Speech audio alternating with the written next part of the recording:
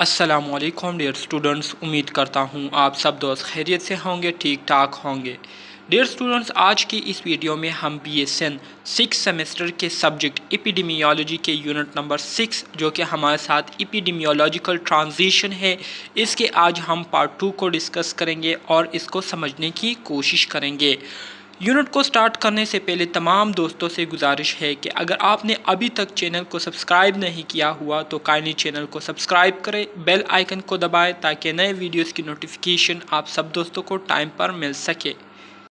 तो जैसे कि डियर स्टूडेंट्स, आप सब दोस्तों को पता है कि इस यूनिट के पार्ट 1 में हमने लाइफ एक्सपेक्टेंसी तक इस यूनिट को डिस्कस कर लिया था, जिसमें हमने लाइफ एक्सपेक्टेंसी से रिलेटेड ये बात की थी कि लाइफ एक्सपेक्टेंसी ये हमारे साथ वो एवरेज नंबर्स ऑफ ईयर होते हैं जिसके ज़रिए जो है लोगों को क्या किया जाता है, लोगों को मैयर किया जाता है कि एक शख्स की जो मैक्सिमम एज है वो फॉर एग्ज़ाम्पल ये इतनी से इतनी तक हो सकती है, मतलब 50 तक हो सकती है, 60 तक हो सकती है, या ज़्यादा से ज़्यादा इनकी उम्र जो है 63 तक हो सकती है। तो इसको क्या कहते हैं? इसको लाइफ एक्सपेक्टेंसी कहते हैं। सिंपल अल्फाज में लाइफ एक्सपेक्टेंसी से मुराद ये है कि एक बंदा जब पैदा होता है तो पैदाइश से लेकर उसकी आखिरी सांस तक उसने जितना जीना होता है या जितनी उम्र वो जी चुके होते हैं, तो इस पूरे जो ड्यूरेशन ऑफ लाइफ होता है इसको हम क्या कहते हैं? लाइफ एक्सपेक्टेंसी कहते हैं। ठीक है, मिसाल के तौर पर अगर हम पाकिस्तान की जो पॉपुलेशन है इसकी हम लाइफ एक्सपेक्टेंसी की बात करें तो यहाँ पर ज़्यादा से ज़्यादा लोगों की जो उम्र होती है वो ज़्यादा से ज़्यादा 63 तक चली जाती है या ज़्यादा से ज़्यादा 64 तक, 65 तक चली जाती है।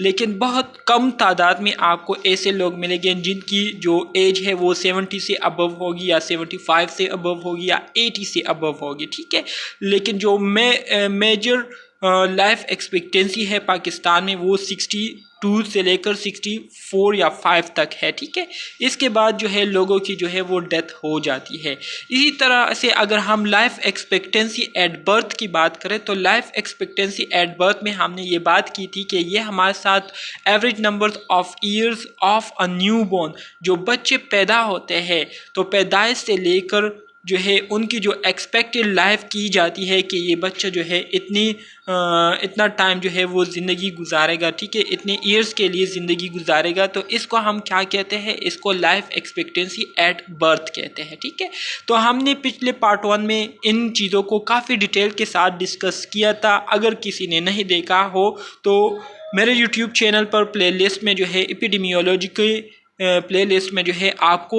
इस यूनिट का पार्ट 1 मिल जाएगा, वहाँ से आप इस यूनिट के पार्ट 1 को देख सकते हैं। डियर स्टूडेंट्स, आज का जो हमारा नया टॉपिक है वो है पॉपुलेशन चेंज। पॉपुलेशन चेंज किसे कहते हैं डियर स्टूडेंट? बहुत ही आसान है, बहुत ही सिंपल है, इसमें मुश्किल की कोई बात नहीं है। Population change is the difference between the size of the population at the end and the beginning of the period is called population change. Population change हम किसे कहते हैं?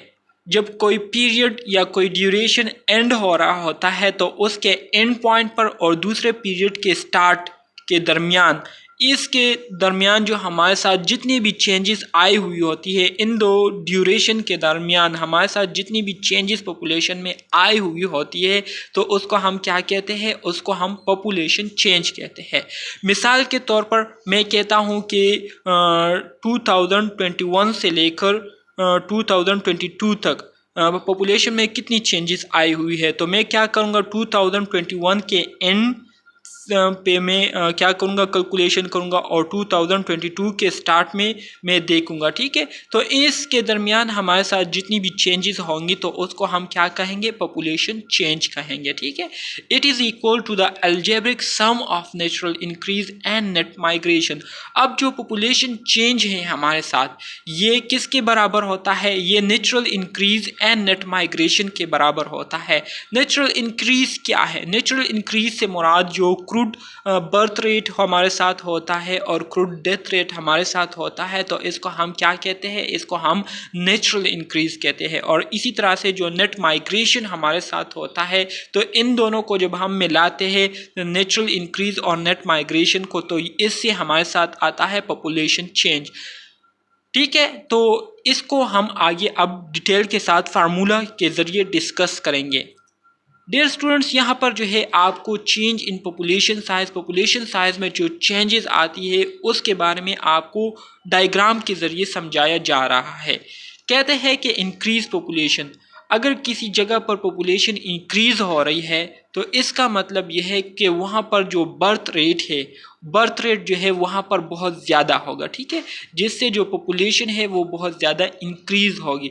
और इसी तरह से अगर पॉपुलेशन में इंक्रीज़ होने के साथ साथ उसमें डिक्रीज़ भी आ रही है तो मतलब यह है कि बर्थ रेट के साथ साथ जो डेथ रेट है वो भी वहाँ पर जिस रेट से बच्चे जो है पैदा हो रहे हैं उसी रेट से जो है बच्चों की अमवात भी हो रही है। और इसके साथ साथ जो एडल्ट लोग हैं या जो ओल्ड एज लोग हैं उनकी जो डेथ है वो भी बहुत ज़्यादा हो रही है।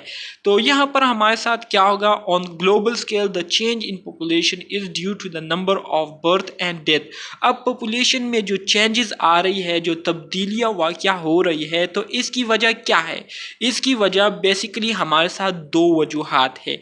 एक, हमारे साथ उस पॉपुलेशन में जो बर्थ रेट है वो बहुत ज़्यादा है, और दूसरा वहाँ पर जो डेथ रेट है वो बहुत ज़्यादा है। ठीक है, या बहुत कम है। तो इस वजह से जो पॉपुलेशन में चेंजेस आएगी, पॉपुलेशन के साइज़ में चेंजेस आएगी, तो वो हमारे साथ इन दो वजूहात की वजह से आएंगी। अब अगर हम माइग्रेशन की बात करें, माइग्रेशन के बेस पर हम पॉपुलेशन साइज़ में चेंजेस की बात करें तो इसमें भी हमारे साथ वही दो बातें होगी। एक तो हमारे साथ बर्थ रेट जो है बहुत ज़्यादा इंक्रीज़ होगा। ठीक है, तो इसकी वजह से हमारे साथ जो पॉपुलेशन साइज़ है उसमें इंक्रीज़ आएगी। पॉपुलेशन साइज़ से मुराद जो पॉपुलेशन में लोगों की जो तादाद है उसमें इजाफा होगा। इसके अलावा वहाँ किसी ख़ास पॉपुलेशन में कोई ख़ास इलाका है, वहाँ पर लोग जो है बहुत ज़्यादा माइग्रेट हो रहे हैं, बहुत ज़्यादा वहाँ पर लोग आ रहे हैं, और वहाँ पर लोग जो है क्या कर रहे हैं, अपने आप को स्टेबल कर रहे हैं, वहाँ पर जो है वो रह रहे हैं। तो ज़ाहिर बात है जिस जगह माइग्रेशन हो रही है तो वहाँ पर फिर लोगों की तादाद में भी बहुत ज़्यादा इजाफा होगा, और सिंपली फिर पॉपुलेशन साइज़ में क्या आएगी, तब्दीलियाँ आएगी। तो बर्थ के साथ साथ इमिग्रेशन अगर ज़्यादा हो तो ज़ाहिर बात है इससे पॉपुलेशन साइज़ में बहुत ज़्यादा चेंजेस आएगी। इसी तरह से अगर डेथ में भी इजाफा हो जाए, ठीक है, या डेथ में कमी आ जाए, और इसी तरह से इमिग्रेशन हो जाए, इमिग्रेशन से मुराद वहाँ से लोग दूसरी जगह चले जाते हैं, तो इससे भी पॉपुलेशन साइज़ में क्या आएगी, फिर डिक्रीज़ आएगी। और जब डिक्रीज़ आएगी तो सिंपली पॉपुलेशन साइज़ में क्या आएगा, चेंज आएगा। ठीक है, तो ये माइग्रेशन बेस पर पॉपुलेशन साइज में चेंजेस इस तरीके से आती है। In local population such as the population of United State the number of birth, death, immigrants and immigrants effect population size. तो ये क्या करती है, पॉपुलेशन साइज को इफेक्ट करती है।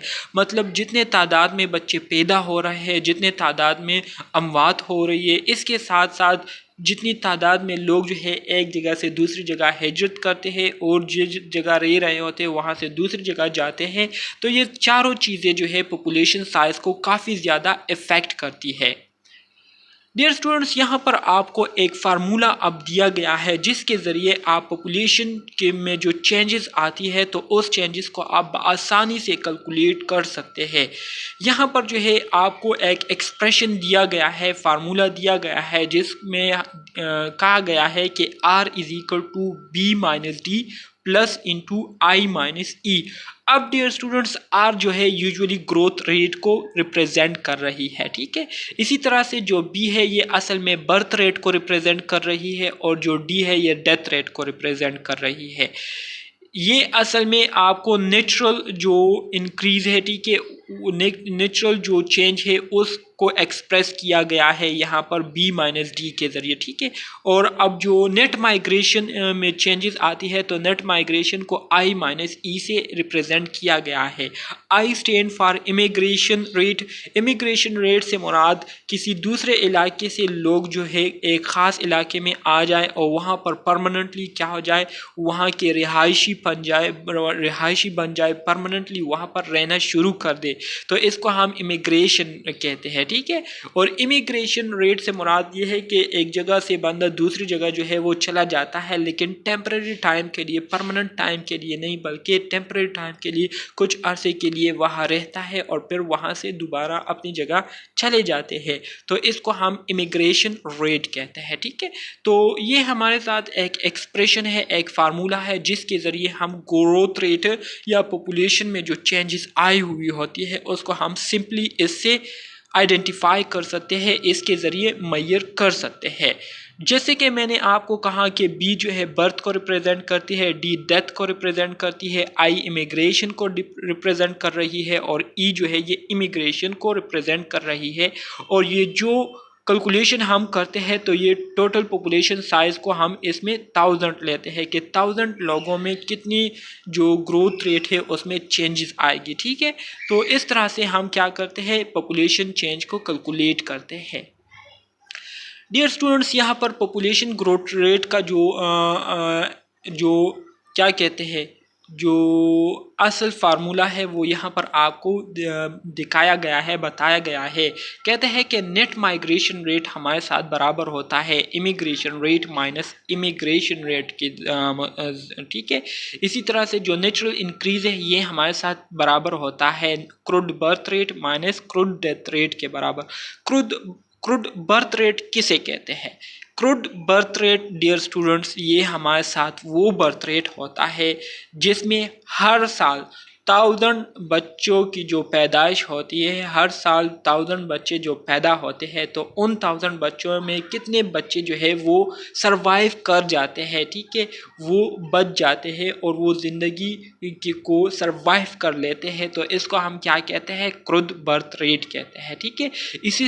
इसी तरह से जो क्रूड डेथ रेट है, इससे मुराद ये है कि हर साल 1000 लोगों में से कितने लोगों की डेथ होती है, ठीक है। तो इसको हम क्या कहते हैं, इसको हम क्रूड डेथ रेट कहते हैं, ठीक है। उम्मीद करता हूँ क्रूड बर्थ रेट और क्रूड डेथ रेट की समझ आप दोस्तों को आ गई होगी। एमसीक्यूज़ के हवाले से ये दोनों टर्म जो है काफ़ी ज़्यादा इम्पोर्टेंट है और इसी तरह से जो इमिग्रेशन और इमाइग्रेशन जो है ये दोनों भी बहुत ज़्यादा इम्पोर्टेंट है। जो आई वाला इमिग्रेशन है, इसका मतलब ये होता है कि ये हमारे साथ वो मुहाजिरीन होते हैं जो कि अपने आबाई जो इलाका होता है उसको छोड़कर किसी दूसरे इलाके में चले जाते हैं, वहाँ हिजरत कर जाते हैं और वहाँ पर परमानेंटली जो है रहना शुरू कर देते हैं। तो इसको हम इमाइग्रेशन रेट कहते हैं। जबकि इमिग्रेशन रेट से मुराद ये है कि लोग जो है अपने आबाई इलाके के छोड़कर दूसरे इलाके चले जाते हैं, वहाँ पर रहना शुरू कर देते हैं, लेकिन परमानेंटली नहीं, टेम्पररी तौर के लिए, टेम्पररी वक्त के लिए जो है वहाँ पर ज़िंदगी गुजारते हैं और फिर दोबारा जो है वो अपने आबाई इलाके आते हैं, आबाई जगह आते हैं। तो इसको हम क्या कहते हैं, इमिग्रेशन रेट कहते हैं। अब पॉपुलेशन ग्रोथ रेट ये हमारे साथ किसके बराबर होता है, natural increase plus net migration के बराबर होता है। तो पॉपुलेशन रेट ग्रोथ रेट जो है यहाँ पर इसको आपको यहाँ पर एक्सपेंडेड करके यहाँ पर दिखाया गया है कि पॉपुलेशन ग्रोथ या growth rate is equal to birth minus death plus into immigration minus immigration rate, ठीक है। बहुत ही आसान फार्मूला है, इसके ज़रिए आप ग्रोथ रेट को मेजर कर सकते हैं या पॉपुलेशन चेंज को मेजर कर सकते हैं। डियर स्टूडेंट्स, अब हम आ जाते हैं डिपेंडेंसी रेशो की तरफ।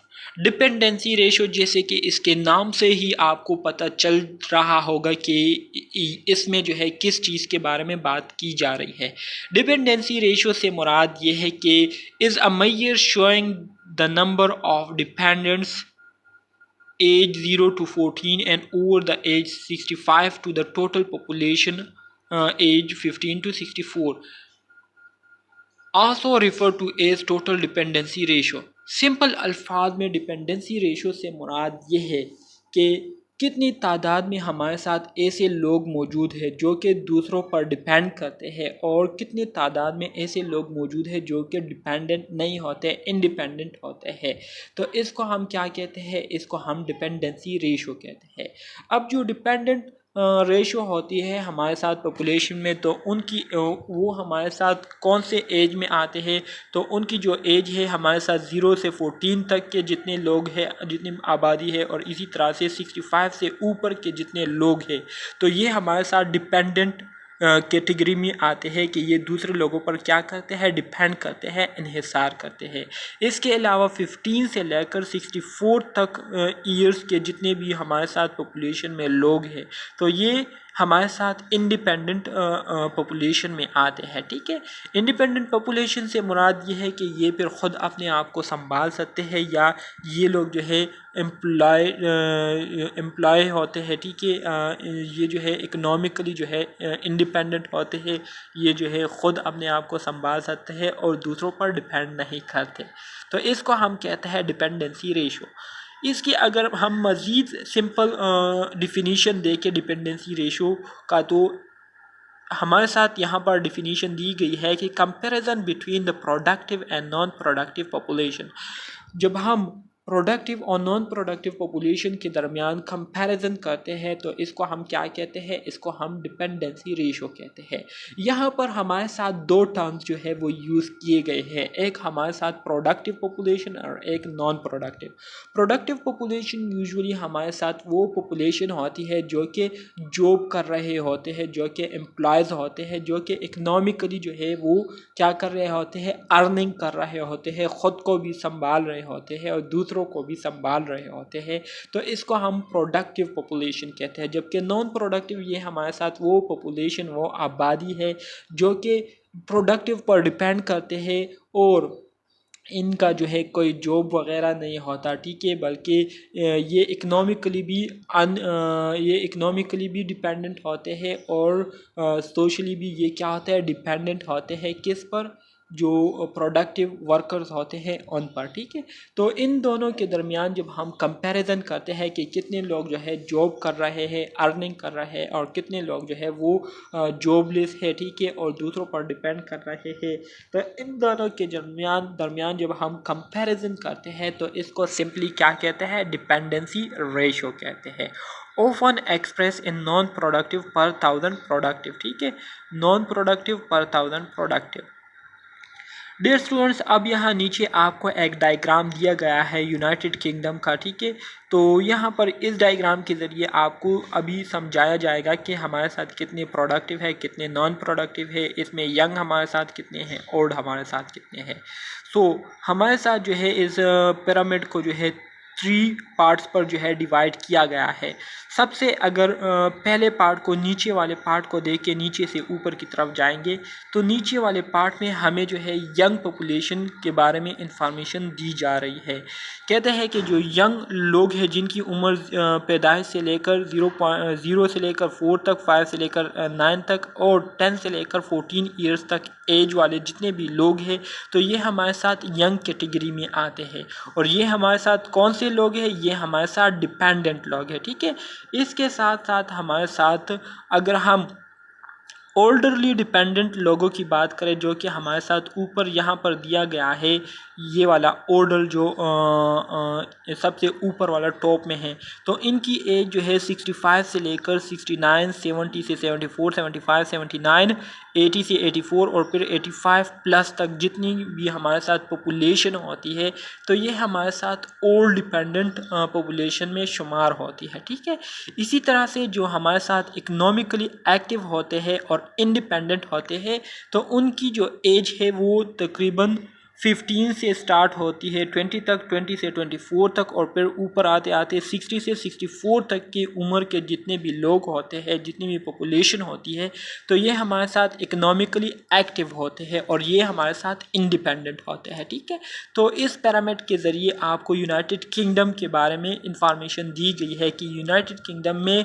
ऐसे लोग जो है डिपेंडेंट होते हैं और इस उम्र के लोग जो है इंडिपेंडेंट होते हैं। ठीक है, तो यहाँ पर अगर आप देखें तो ये लेफ़्ट साइड पर आपको जो है मेल्स के रेशो को दिखाया गया है और राइट साइड पर जो है आपको फीमेल्स का रेशो दिखाया गया है।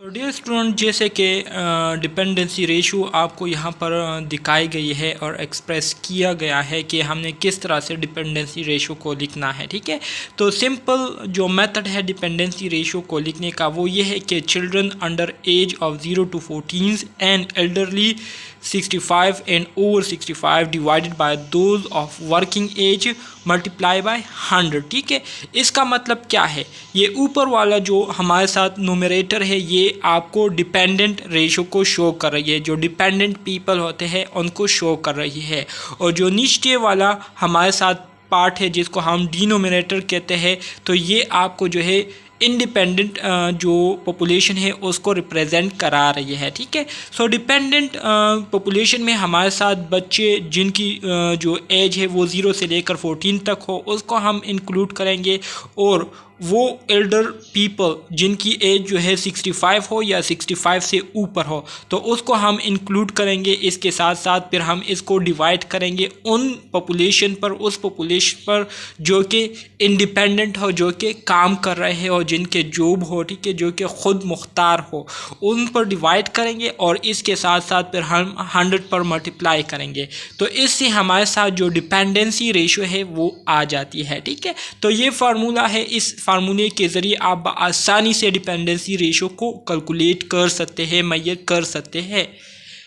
MCQs के हवाले से ये एक्सप्रेशन जो है बहुत ज़्यादा इम्पोर्टेंट है। MCQs में आपको इस तरह के एक्सप्रेशन दिए गए होंगे और आपसे पूछा गया होगा कि इसमें हमारे साथ डिपेंडेंसी रेशो कौन सा है, तो आपने जो है इस एक्सप्रेशन को मेमोराइज़ कर लेना है। ठीक है, कि जो डिपेंडेंट पॉपुलेशन है उसमें हमारे साथ चिल्ड्रन में 0 से 14 एज तक के लोग आते हैं, और एल्डर में 65 और 65 से ऊपर के जो एज वाले लोग होते हैं वो आते हैं, और इसी तरह से नीचे डिनोमिनेटर में हमारे साथ वर्किंग एज वाले लोग जो है वो आते हैं, और मल्टीप्लाई करते हैं हम उसको 100 के साथ, तो डिपेंडेंसी रेशो आ जाती है।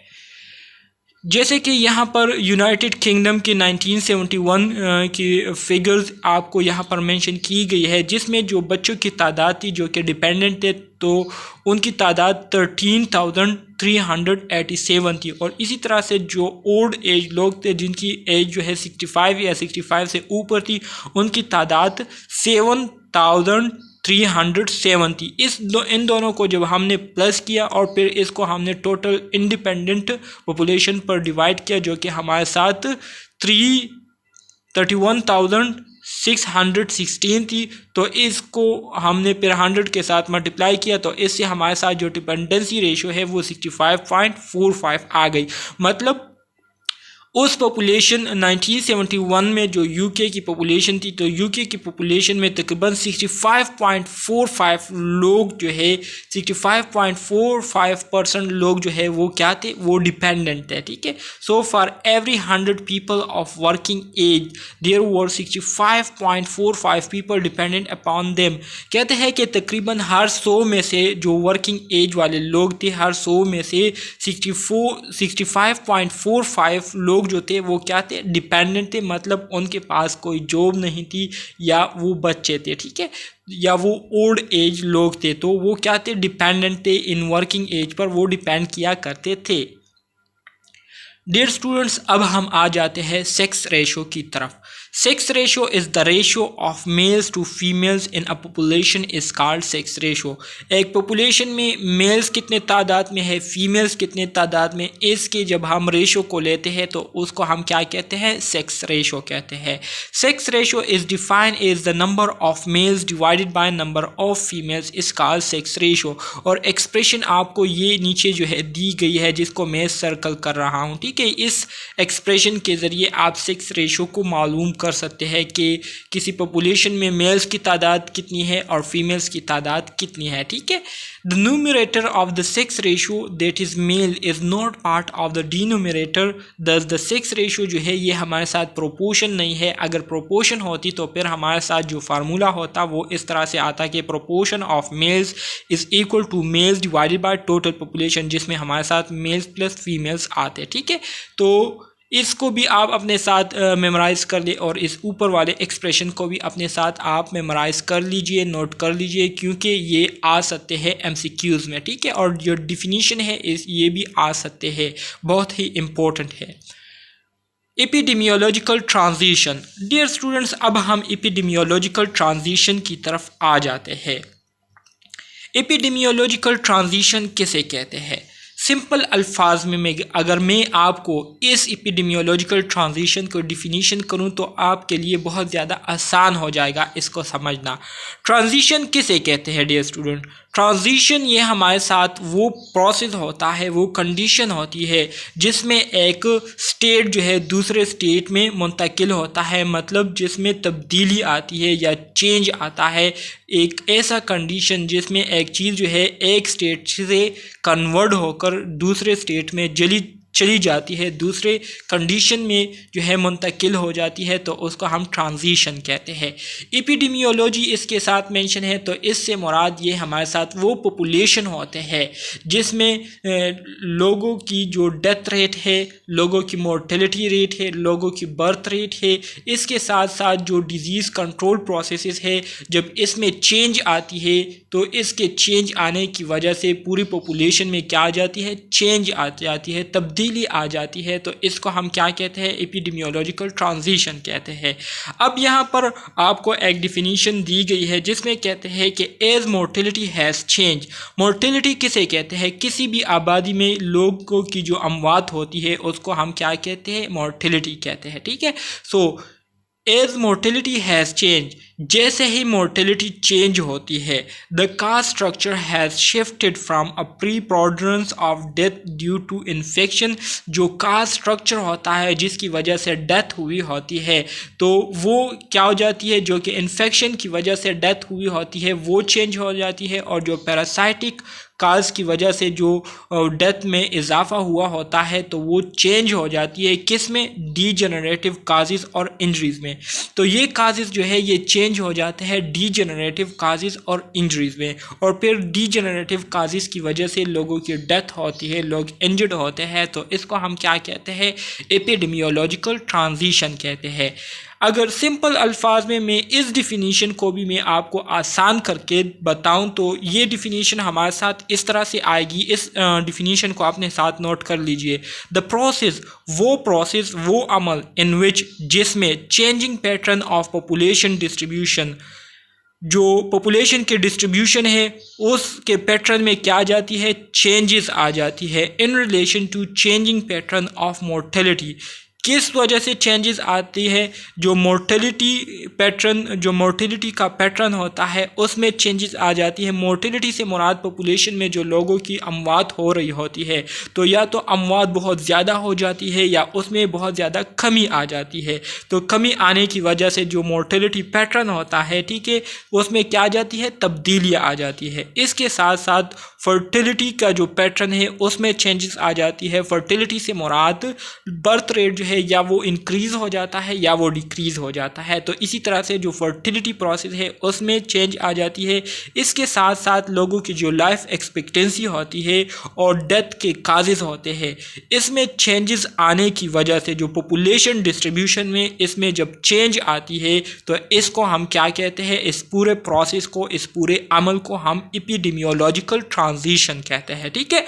सिंपल अल्फाज ये है कि वो प्रोसेस, वो अमल जिसमें जो पॉपुलेशन डिस्ट्रीब्यूशन होती है किसी इलाके की, तो उस पॉपुलेशन डिस्ट्रीब्यूशन का जो पैटर्न होता है, जिस तरीके से लोग एक कम्युनिटी में रह रहे होते हैं, तो उस पैटर्न में जब चेंजेस आती है तो उस चेंजेस के पीछे जो बुनियादी वजह होती है वो ये होती है कि उस पॉपुलेशन की जो मोर्टेलिटी, फर्टिलिटी, लाइफ एक्सपेक्टेंसी और डेथ के पीछे जो काज होते हैं उसमें चेंजेस आने की वजह से ये पूरी चेंज जो है पॉपुलेशन डिस्ट्रीब्यूशन में आ जाती है। तो इस प्रोसेस को हम एपिडेमियोलॉजिकल ट्रांजिशन कहते हैं, ठीक है dear student.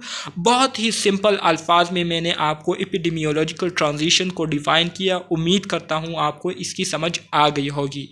This change which is associated with the change in age pattern of mortality। अब ये जो चेंज आई हुई होती है जो कि मोर्टिलिटी के पैटर्न में चेंज आने के साथ एसोसिएट करती है, इसके साथ ताल्लुक़ रखती है, तो इस चेंज को हम क्या कहते हैं? इसको हम एपिडेमियोलॉजिक ट्रांजिशन कहते हैं। ठीक है dear students, during the epidemiologic transition A long-term shifts occurred in mortality and disease pattern। अब एपिडेमियोलॉजिक ट्रांजिशन के दौरान जो मोर्टेलिटी या डिजीज़ पैटर्न होता है तो इसमें बहुत ज़्यादा तब्दीलियाँ आ जाती है और लॉन्ग टर्म शिफ्ट जो है इसमें आ जाती है। मतलब जो तब्दीलियाँ होती है वो एक लंबे अरसे पर मुश्तमिल होती है। वियर बाय जिसके अलावा pandemic of infection are replace. Infection की वजह से जो पेंडेमिक हुए होते हैं, पेंडेमिक से मुराद वर्ल्ड जो बीमारी फैल चुकी होती है तो उसकी जगह जो है डीजेनरेटिव और मेन मेड डिजीज़ आ जाती है। ठीक है, इंसान की बनाई हुई बीमारियां आ जाती है और डीजेनरेटिव डिजीज़ आ जाती है जो कि फिर पूरी पॉपुलेशन में फैल जाती है। तो ये हमारे साथ MCQs के हवाले से बहुत ज़्यादा इम्पोर्टेंट है। Age of pestilence and famine. Age of pestilence and famine से क्या मुराद है? पेस्टिलेंस से मुराद वबाई अमराज और एज से मुराद वो दौर जिसमें वबाई अमराज और जो खाना बदोश लोग थे तो खाना बदोश लोग और वबाई अमराज का जो दौर था उसको हम क्या कहते हैं? Age of pestilence and famine. Pestilence से मुराद वबाई अमराज और फेमाइन से मुराद खाना बदोश। सो खाना बदोश लोगों का वो दौर जिसमें जो वबाई अमराज थे वो अपने पीक पर थे तो उसको हम age of pestilence and famine कहते हैं। ठीक है डियर स्टूडेंट्स, उम्मीद करता हूँ आपको ये अब आसान हो चुका होगा जो कि मैंने आपको बताया। Characterise by a high mortality rates, wide swings in the mortality rate, little population growth and very low life expectancies. Age of pestilence and famine, ये हमारे साथ वो दौर था जिसमें जो मोर्टेलिटी रेट था, ठीक है, वो बहुत ज़्यादा हाई था। इसके साथ साथ जो पॉपुलेशन ग्रोथ थी वो बहुत ज़्यादा कम थी और लाइफ एक्सपेक्टेंसी बहुत ज़्यादा कम थी। तो इस वजह से इसको age of pestilence and famine कहा गया है। मतलब खाना बदोश और वबाई अमराज का दौर। ठीक है, खाना बदोश और वबाई अमराज के दौर को क्या कहते हैं? Age of pestilence and famine. खाना बदोश लोग ये हमारे साथ वो लोग होते हैं जो कि बैल बकरियां चराते रहते हैं और अपनी जो ज़िंदगी है वो क्या करते हैं? वो जो है सड़कों पर गुजारते हैं या मतलब क्या कहते हैं, मतलब इनको जो भी जगह मिलती है रात गुजारने के लिए तो वहाँ पर ये अपने खेमे जो है वो नस्ब कर लेते हैं और वहाँ पर जो है ये लोग जो है सो जाते हैं, रात को गुजार लेते हैं। मतलब इनका अपना कोई घर नहीं होता, बस जो जगह इनको मिल जाती है रात गुजारने के लिए वहाँ पर ये अपने खेमे नस्ब करके वहाँ पर जो है वो रात को जो है वो गुजार लेते हैं। ठीक है, तो इनको क्या कहते हैं? इनको फेमाइन कहते हैं, मतलब खाना बदोश लोग कहते हैं। ठीक है, एज ऑफ रिसीडिंग पेंडेमिक्स। इसके बाद हमारे साथ एक दूसरा जो दौर है वो आता है जिसको एज ऑफ रिसीडिंग पेंडेमिक कहते हैं, जिसमें जो लोगों के साथ जो बीमारियां थी तो बीमारियों में जो है काफ़ी हद तक क्या गई थी? कमी आ गई थी। उसकी फ्रीक्वेंसी से मुराद जितनी शिद्दत से लोगों को बीमारी होती थी और जल्दी ज़्यादा तादाद में होती थी तो उसकी तादाद में कमी आ गई थी। इसके साथ साथ जो इन्फेक्शियस डिजीज़ थे in general become less frequent, वो बहुत कम होना शुरू हो गए लोगों को और जो a slow rise in degenerative diseases begin to appear। और इसी तरह से जो degenerative diseases है तो उसमें जो है आहिस्ता आहिस्ता इजाफा होता गया। तो इसको एज ऑफ रिसीडिंग पेंडेमिक्स कहते हैं। मतलब वो दौर जिसमें जो बीमारियां जो है वो ऐसे मिकदार में फैलती रही कि पूरा पॉपुलेशन जो है उससे क्या हुआ? मुतासिर हुआ। तो पूरी दुनिया में जो वबाई अमराज फैले हुए थे तो उसको हम क्या कहते हैं? उसको हम एज ऑफ रिसीडिंग पेंडेमिक कहते हैं। मतलब वो दौर जिसमें वबाई अमराज पूरी दुनिया में फैल चुके थे तो उसको हम एज ऑफ रिसीडिंग पेंडेमिक्स कहते हैं। Age of degenerative and man made diseases. इसके बाद हमारे साथ एक तीसरा एज आता है जिसको हम age of degenerative and man made diseases कहते हैं।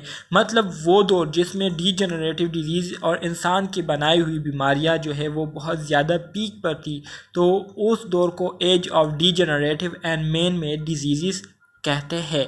इसमें हमारे साथ जो नॉन कम्युनिकेबल डिजीज़ थे वो हमारे साथ cancer, diabetes, chronic respiratory disorder जिसमें हमारे साथ क्रॉनिक ऑब्स्ट्रक्टिव पल्मोनरी डिसऑर्डर आता है, और इसी तरह से कार्डियोवैस्कुलर डिसऑर्डर जो है ये हमारे साथ नॉन कम्युनिकेबल डिजीज़ में आते हैं। इसके साथ साथ इंजरीज एंड ट्रॉमा लोगों को बहुत ज़्यादा होता था इस दौर में। ठीक है डियर स्टूडेंट, सबसे पहले हम बात करते हैं age of pestilence and famine की। Age of pestilence and famine की अगर हम बात करें तो इसमें चूँकि ये हमारे साथ वो दौर था जिसमें जो इन्वेंशंस थी और जिसमें जो एडवांसमेंट थी वो इतना नहीं थी, बल्कि कुछ भी नहीं था। ठीक है, लोग जो है खाना बदोश थे। लोग जो है जिस जगह उनको सोने के लिए जगह मिलती थी वहाँ पर जो है वो अपने खेमों को नस्ब करके जो है वो अपनी रात को गुजारते थे, और इसी तरह से अपनी ज़िंदगी जो है वो बैल बकरियों को चराते चराते वो गुजारते थे। ठीक है,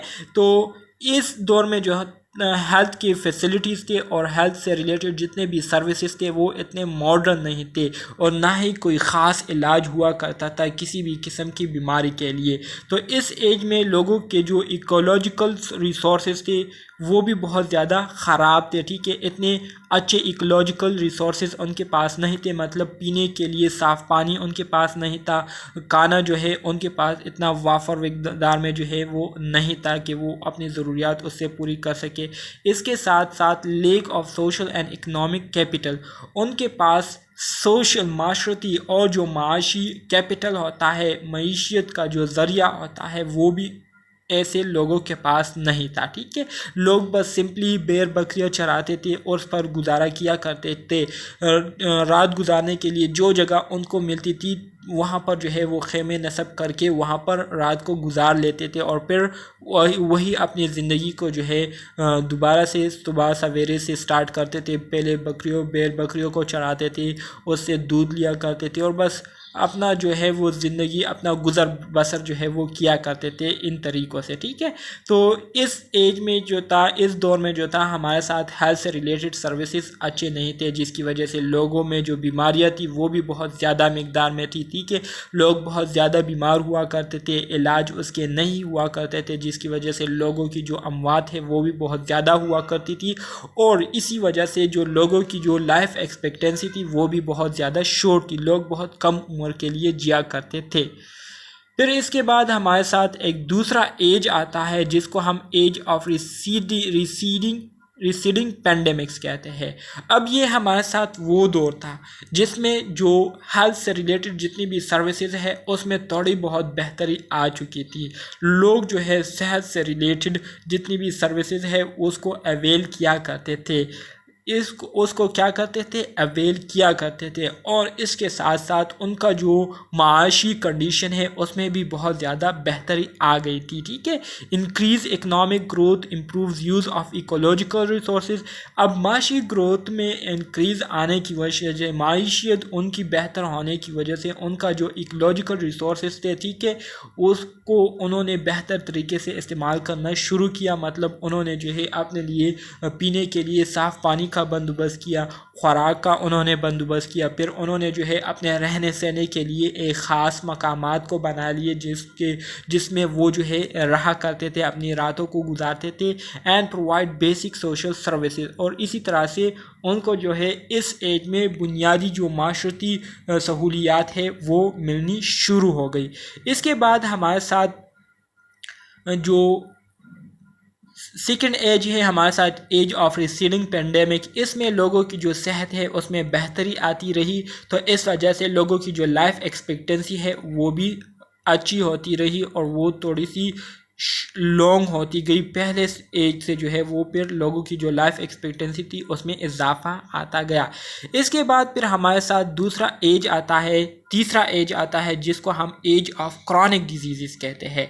एज ऑफ क्रॉनिक डिजीज़ में हमारे साथ डीजेनरेटिव डिजीज़ और मेन डिजीज़ का बरमान जो है वो फिर शुरू हो गया। लोग जो है मेन डिजीज़ की वजह से जो है बीमार होते गए, ठीक है, और डीजेनरेटिव डिजीज़ में जो है मुब्तला होते गए, जिससे उनको डेथ तो नहीं हुआ करती थी, लेकिन उनकी जो हेल्थ है वो एक लंबे अरसे के लिए जो है कंप्रेस रहा करती थी, वो कंप्रेस रहा करते थे, ठीक है, और इलाज में जो है अपनी पूरी ज़िंदगी को वो गुजार लेते थे। इसमें हमारे साथ जो मेडिकल केयर थी वो भी बहुत ज़्यादा इम्प्रूव हो गई थी। इसके साथ साथ सोशल डिटर्मिनेंट्स जो कि हमारे हेल्थ को इफ़ेक्ट करती है, हमारे हेल्थ को इन्फ्लुएंस करती है, उसमें काफ़ी हद तक बेहतरी आ गई थी। इस वजह से लोगों की जो लाइफ एक्सपेक्टेंसी है उसमें भी बहुत ज़्यादा इजाफा हो गया। लोग जो है हेल्थ सर्विसेज को आसानी से अवेल करते रहे। स्टार्ट करते हैं dear student first epidemiological transition से। The first epidemiological transition occurred 100 centuries ago when men moved toward agriculture society। हमारे साथ जो फर्स्ट एपिडेमियोलॉजिकल ट्रांजिशन है ये तकरीबन 100 बरस या 100 सेंचुरीज अगो, मतलब 100 सेंचुरीज अगो पहले जो है ये हुआ करते थे, जिसमें जो लोग थे वो ज़्यादा डिपेंड करते थे एग्रीकल्चर सोसाइटी पर, मतलब जो फसल वगैरह है उस पर ज़्यादा डिपेंड किया करते थे।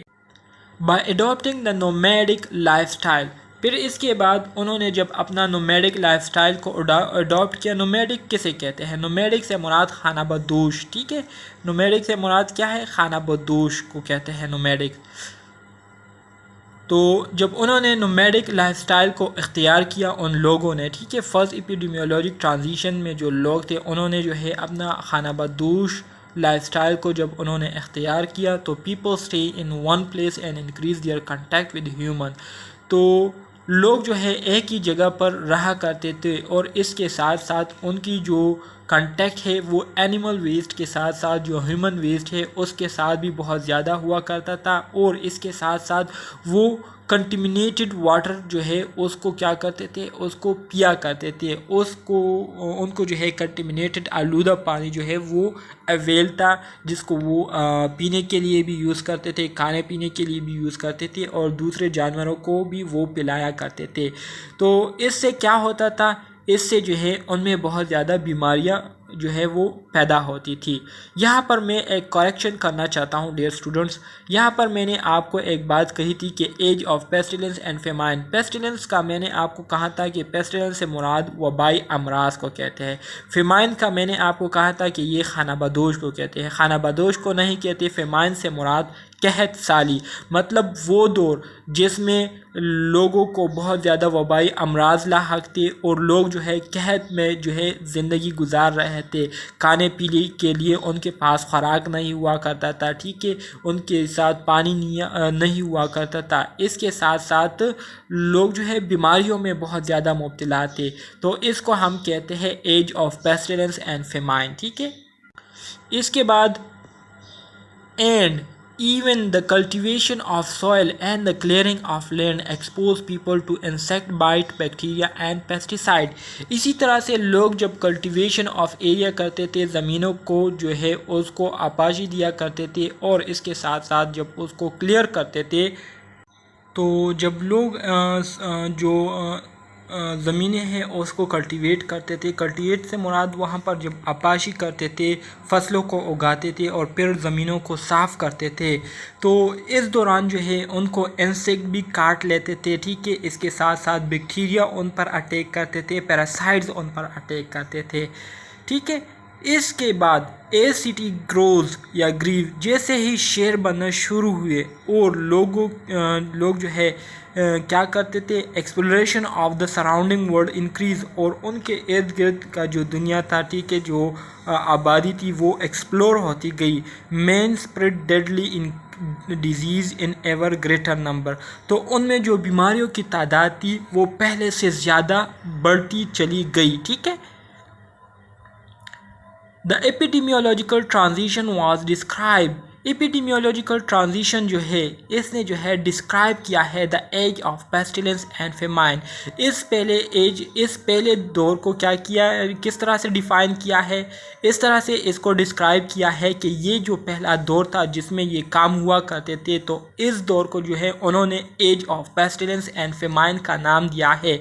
मतलब वो दौर जिसमें वबाई अमराज और इसके साथ साथ कहत साली बहुत ज़्यादा हुआ करती थी। लोग जो है भूख से मरा करते थे, लोग जो है बीमारियों की वजह से बहुत ज़्यादा मरा करते थे, और इसकी वजह से उनकी जो सोशलाइजेशन है या जो पॉपुलेशन साइज़ है वो बहुत शॉर्ट हुआ करती थी। तो इस एज को, इस दौर को उन्होंने जो है किसका नाम दिया है, age of pestilence and famine कहा गया है या करार दिया है। Epidemics, famine in war cause huge numbers of disease.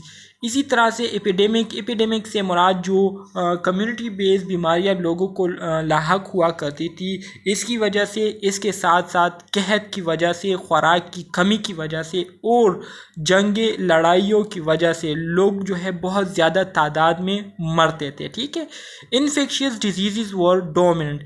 इस एज में, इस दौर में जो इन्फेक्शियस डिजीज़ थे वो बहुत ज़्यादा थे। ठीक है, जिसकी वजह से जो मोर्टेलिटी रेट है वो बहुत ज़्यादा था, ख़ास करके बच्चों में। ठीक है, the domestication of animals brought other disease vector close contact with humans. इसके साथ साथ लोगों ने जब जानवरों को पालना शुरू किया अपने घरों में, ठीक है, और उसके साथ उन्होंने रहना सहना बसर करना शुरू किया, तो इसके साथ उनमें दूसरे बीमारियों ने जन्म लेना शुरू कर दिया। ठीक है, जिसमें हमारे साथ एंथ्रेक्स आ गया, tuberculosis, gain access to human host. ठीक है, well increasing food security and nutrition, this transition also introduce several significant disease factor. इसके साथ साथ जब लोगों ने अपने जो खुराक है और जो न्यूट्रिशियस चीज़ें हैं उनको सेव करना शुरू किया, तो इससे भी उनमें बहुत किस्म की बीमारियां जो है वो पैदा होना शुरू हो गए। ठीक है, जैसे कि स्मॉल पॉक्स हो गया, कोलेरा हो गया, प्लेग हो गया, influenza, all become major threats for humanity. तो ये सारे डिसऑर्डर जो है ये इंसानियत के लिए एक बहुत बड़े ख़तरे की अलामत बन गई। Small pox 1200 years terror. अब ये स्मॉल पॉक्स जो है इसने तकरीबन 12,000 ईयर्स जो है लोगों को जो है खौफ में मुब्तला किया है। It first appear in agriculture settlement in north eastern Africa around 10,000 BC। ठीक है, इसका जो पहला जो केस था वो नॉर्थ ईस्टर्न अफ्रीका में तकरीबन 10,000 साल BC में जो है फसल्स के ज़रिए से ये क्या हुआ था, नुमाया हुआ था, ज़ाहिर हुआ था। Egyptian merchant spread it from Africa to India. इसके बाद एक क्या कहते हैं इजिप्ट, यार क्या कहते हैं इजिप्ट को, नाम भूल गए हैं, ज़ुबान पर है लेकिन नाम भूल गया हूँ मैं।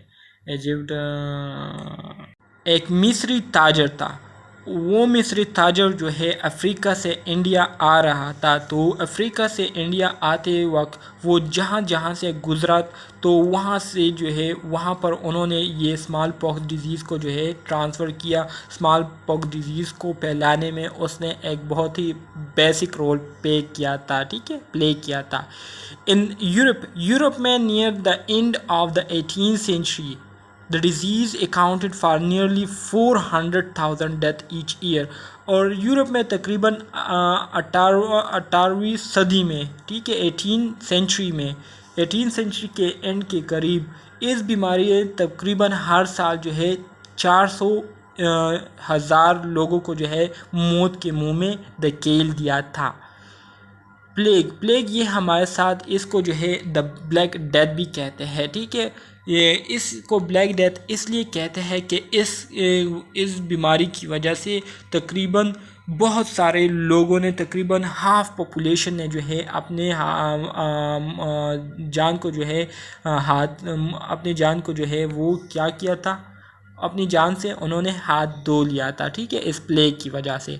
The first recorded case of the plague was in China in 222 4 BC।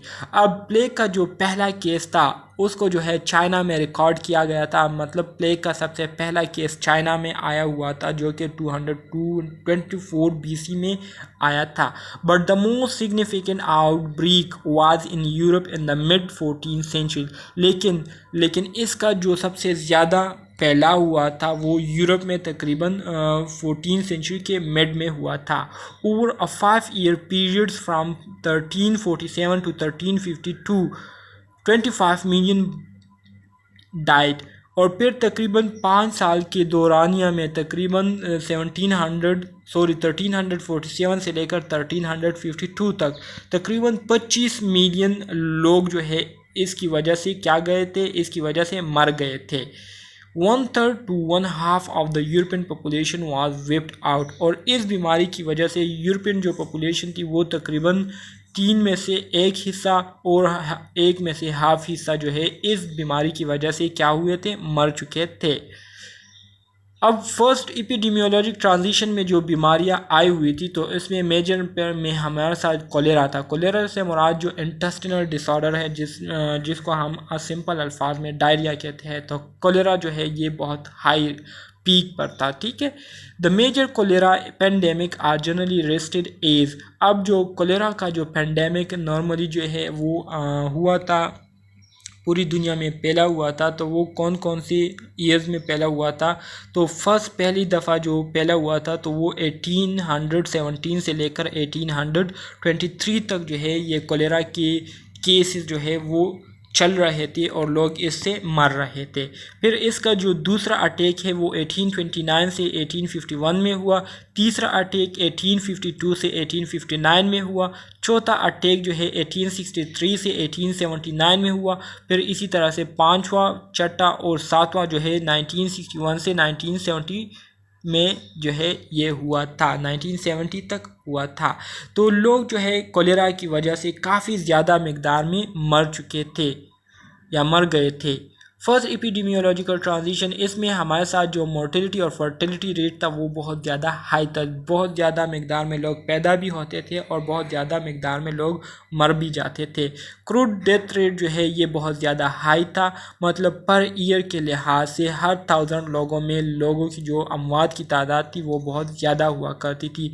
1000 population में 20 से लेकर 50 लोग जो है हर साल मरा करते थे। इसी तरह से जो इन्फेंट मोर्टेलिटी रेट है वो भी बहुत ज़्यादा थी कि हर साल 1000 बच्चों में तकरीबन 200 से लेकर 300 बच्चे जो है वो मौत के मुंह में चले जाते थे। इसके साथ साथ लाइफ एक्सपेक्टेंसी जो है वो बहुत ज़्यादा शॉर्ट थी, तकरीबन 20 से लेकर 40 ईयर्स एज लाइफ एक्सपेक्टेंसी थी, age of pestilence and famine में। ठीक है, एमसीक्यूज के हवाले से ये वाला स्लाइड जो है ये बहुत ज़्यादा इम्पोर्टेंट है। इस स्लाइड को अगर आपने याद कर लिया तो आपने जो है एमसीक्यूज को तकरीबन 1 2 3 4 तकरीबन आपने 4 एमसीक्यूज को कवर कर लिया। ठीक है, अगर आपने इस स्लाइड को याद किया अच्छी तरीके से। First epidemiological transition. In this stage, women of childbearing age also face considerable risk due to complication associated with pregnancy and childbirth. अब इस स्टेज में हमारे साथ वो औरतें जो कि बच्चों को पैदा करते थे तो उनको भी बहुत ज़्यादा दुश्वारियों से दो चार होना पड़ा, बहुत ज़्यादा मुश्किलात से उनको दो चार होना पड़ा। सम डेवलपिंग कंट्रीज़, और इसके अलावा some developing countries are still in this age, कुछ ऐसे तरक्की पजीर ममालिक है जो अभी भी इस स्टेज में जो है वो क्या कर रहे हैं, ज़िंदगी बसर कर रहे हैं, गुजार रहे हैं। इसके बाद फिर हमारे साथ सेकेंड एपिडेमियोलॉजिक ट्रांजिशन आता है। The second epidemiological transition began रफली 200 years ago with the industrial revolution. Second epidemiological transition की शुरुआत जो है वो 200 साल पहले जो है वो हुई थी। ठीक है, जिसमें जो इंडस्ट्रियल रिवोल्यूशन है, जो सनती रिवोल्यूशन है वो हुई थी। सनत लोगों ने जो है लोग जो है इंडस्ट्री की तरफ लोगों ने रुजू किया था, लोग जो है कारखानों की तरफ उन्होंने रुजू किया। कारखाने इस दौर में बहुत ज़्यादा बने हुए थे। ठीक है, और इसके साथ साथ well many of the existing disease brought fourth during the first transition certainly did not go away. और इस दौर में हमारे हमारे साथ जो पहले दौर में जो बीमारियां लोगों ने अपने साथ इस दौर में लाए थे, तो इस दौर में वो बीमारियां जो है वो मज़ीद फिर आगे नहीं चल सकी और वो बीमारियां जो है इस सेकेंड एपिडेमियोलॉजिक ट्रांजिशन में वो ख़त्म हो गई। इसके बाद new chronic non infectious degenerative disease were added to the mix. इसके बाद फिर इस एज में नए क्रॉनिक डीजेनरेटिव बीमारियों ने जो है वो जन्म लेना शुरू किया। This phase was described as age of receding pandemics by ओमरन। ओमरन के मुताबिक इस एज को जो है, इस दौर को जो है एज ऑफ रिसीडिंग पेंडेमिक्स का नाम दिया गया है। मतलब इस दौर में जो है जो वबाई अमराज थे वो बहुत ज़्यादा दुनियावी सतह पर जो है वो फैल चुके थे। पूरी दुनिया में जो है एक बीमारी जो है वो वबा की तरह फैल जाती थी और पूरी दुनिया जो है उसके जद में आ जाती थी। It involves a reduction in the prevalence of infectious disease and a fall in mortality rate. इसमें जो इन्फेक्शियस डिजीज़ का जो प्रेवलेंस था उसमें जो है बहुत ज़्यादा कमी आई थी। प्रेवलेंस से मुराद जो पहले से लोगों को बीमारियां थी तो वो बीमारियां जो है लोगों में ख़त्म होती गई और इसके साथ साथ लोगों की जो मोर्टेलिटी रेट है, अमवात का शरह है, उसमें भी काफ़ी हद तक कमी आ गई थी। Crude death rate reaches a level less than 30 death पर थाउजेंड पॉपुलेशन। जो क्रूड डेथ रेट है जिसको मैंने आपको कहा था कि पर ईयर के लिहाज से 1000 पॉपुलेशन में कितने लोग मरते हैं तो उसका हम क्रूड डेथ रेट कहते हैं। तो इस एज में जो क्रूड डेथ रेट है वो तकरीबन 30 से कम हो गया था। पर ईयर जो है लोग 1000 लोगों में लोगों की जो अमवात है वो 30 से कम हुआ करती थी। इसके साथ साथ जो इन्फेंट मोर्टेलिटी रेट है जो कि 150 पर 1000 लाइफ बर्थ थी वो भी कम हो गई थी। As a consequence life expectancy at birth climb rapidly from about 35 to 50 year, जिसकी वजह से जो लाइफ एक्सपेक्टेंसी है वो पैदाइश से लेकर जो है वो इंक्रीज़ हो गई 35 से 50 ईयर्स तक। पहले जो है 20 टू 40 ईयर्स के दरमियान लाइफ एक्सपेक्टेंसी हुआ करती थी। इस सेकेंड एज में फिर लाइफ एक्सपेक्टेंसी जो है उसमें इम्प्रूवमेंट आ गई और 35 से 50 ईयर्स के दरमियान चली गई। ठीक है। Increased economic growth led a sharp fall in death from infectious diseases and from malnutrition। लोगों की माशी हालत में जैसे ही बेहतरी आती गई, लोगों की अमवात बीमारियों की वजह से और ग़िज़ा की कमी की वजह से कम होती गई। ठीक है, मतलब लोगों की जो माशी हालत है वो बेहतर हो गई जिसकी वजह से लोगों को ग़िज़ा मिलता गया और उनको सेहत की सहूलियात मिलती रही। तो इस वजह से उनकी जो डेथ रेट है वो काफ़ी हद तक डिक्रीज हो गई। This improvement occurred before effective medical treatment and was due to impact of the following intervention। अब ये इम्प्रूवमेंट जो आई हुई थी तो ये इफ़ेक्टिव मेडिकल ट्रीटमेंट की वजह से आई हुई थी और इसके पीछे मंदरजा झेल वजूहात थे। ठीक है, सबसे पहले वजह ये थी कि पीने के लिए जो पानी की फराहमी थी वो काफ़ी ज़्यादा बेहतर हो गई थी। लोग जो है साफ़ पानी पीना लोगों ने जो है शुरू कर दिया था और अपने लिए जो पानी जो है साफ़ पानी को वो क्या करते थे, पसंद करते थे।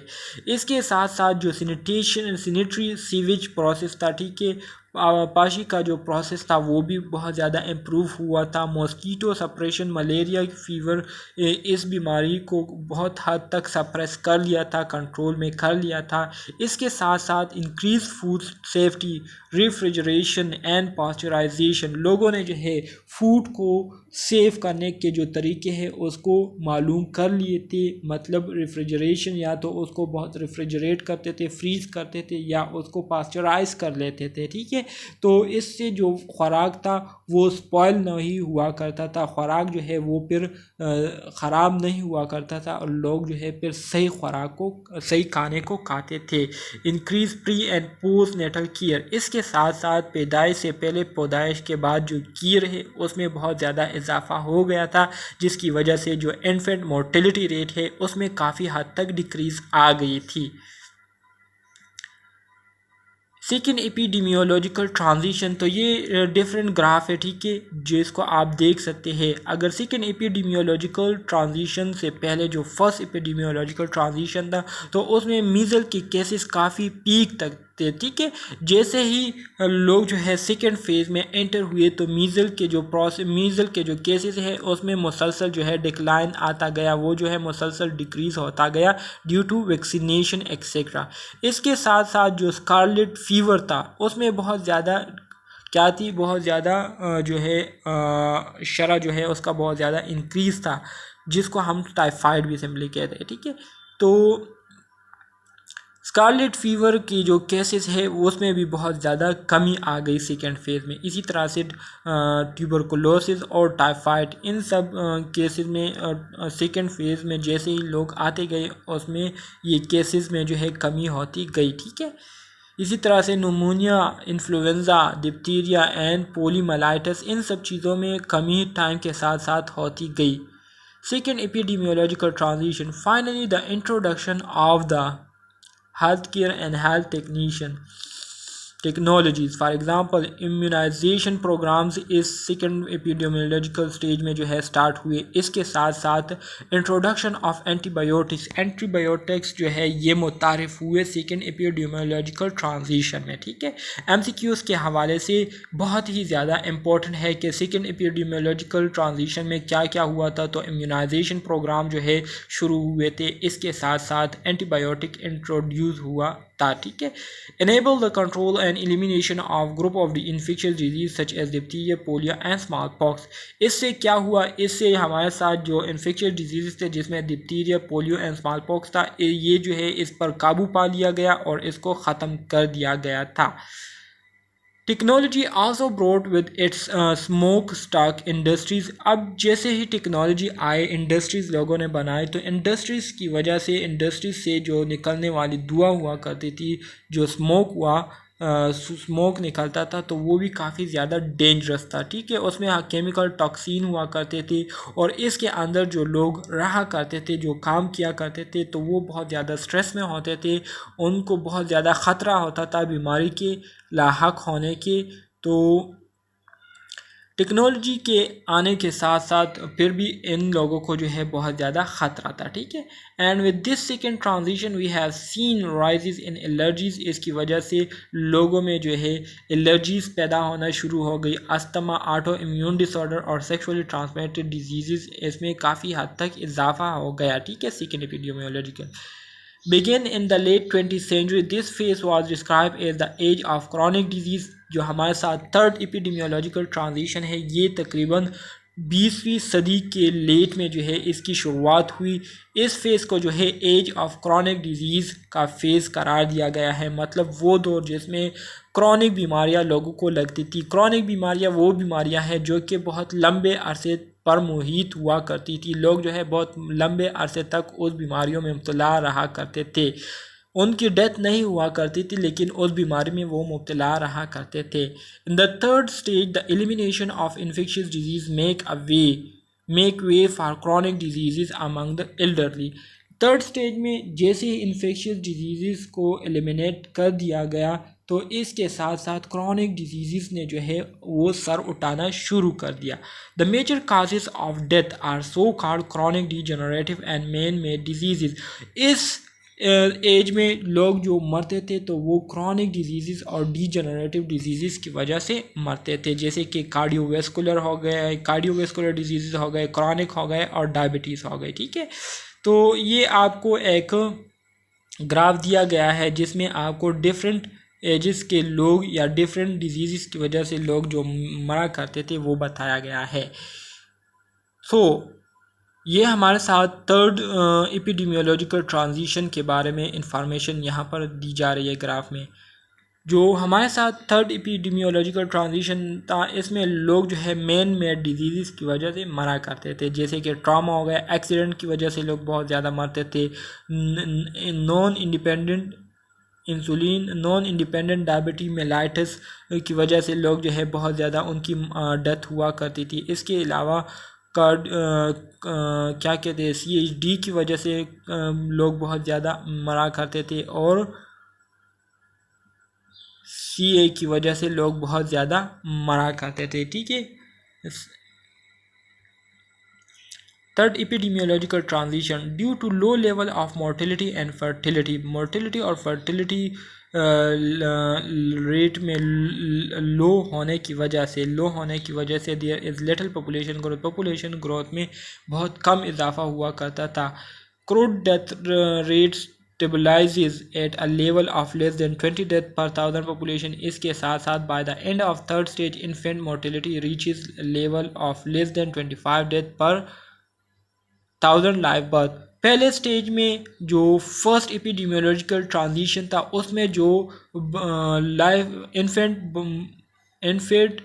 इन्फेंट मोर्टेलिटी रेट था वो तकरीबन पर ईयर के लिहाज से 1000 बच्चों में तकरीबन 200 से लेकर 300 बच्चे जो है वो मरा करते थे। लेकिन जो थर्ड एपिडेमियोलॉजिकल ट्रांजिशन है इसमें जो बच्चों की जो अमवात की शरह है वो पर 1000 लाइव बर्थ में 25 हो गई थी, जिसका मतलब ये है कि मेडिकल केयर में काफ़ी ज़्यादा एडवांसमेंट आ गई थी इस स्टेज में। When the health transition is at an advance stage life expectancy में एक्सीड 80 ईयर्स, और लाइफ एक्सपेक्टेंसी जो है तकरीबन 80 ईयर्स तक पहुंच गई थी इस एज में, ठीक है। However the prevalence of one और more disease means that such a long life also include on average a relative long period of morbidity। लेकिन इसमें एक बात ये थी कि लोग जब बीमार हुआ करते थे तो उनकी बीमारी एक लंबे अरसे तक फिर मुहित हुआ करती थी, एक लंबे अरसे तक लोग फिर उस बीमारी के साथ ज़िंदगी को गुजारा करते थे। जैसे कि अगर हम एग्ज़ाम्पल दें डायबिटीज़ मेलाइटस का, तो जिन लोगों को डायबिटीज़ हो जाती है तो वो फिर ठीक नहीं होते बल्कि पूरी ज़िंदगी उस डायबिटीज़ के साथ गुजारते हैं, ठीक है। तो डियर स्टूडेंट्स, ये था हमारे साथ BSN 6 सेमेस्टर के सब्जेक्ट एपिडेमियोलॉजी के यूनिट नंबर 6 जो कि मैंने आप दोस्तों के साथ शेयर किया। उम्मीद करता हूँ आपको इसकी समझ आ गई होगी, लेकिन अगर फिर भी कोई मसला है, कोई क्वेश्चन है तो आप कमेंट बॉक्स में पूछ सकते हैं। मिलते हैं नेक्स्ट यूनिट में, तब तक के लिए अल्लाह हाफिज़।